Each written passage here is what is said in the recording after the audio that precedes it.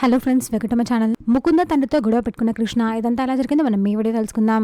ఇంకా కృష్ణ అయితే ముకుంద వాళ్ళ తండ్రి దగ్గరికి వెళ్ళి ఇలా అంటుంది, ఎందుకు బాబాయ్ నాకు ఇంత అన్యాయం చేశారు? ముకుంద రూపం మార్చుకొని వచ్చిందని నాకు ఎందుకు చెప్పలేదు? మీరు ఆ ఒక్క విషయం దాచడం వల్ల ఎన్ని అర్థాలు జరుగుతున్నాయో తెలుసా? ముకుంద నా గర్భం పోయేలా చేసింది, నాకు జన్మలో పిల్లలు పుట్టకుండా చేసింది. ఇప్పుడు నా బిడ్డనే తన కడుపులో మోస్తుంది. ఆ బిడ్డకు తల్లి తానే అని అందరికీ చెప్తుంది, అందరిని నమ్మిస్తుంది, అందరి ముందు నన్ను పిచ్చిదాన్ని చేస్తుంది.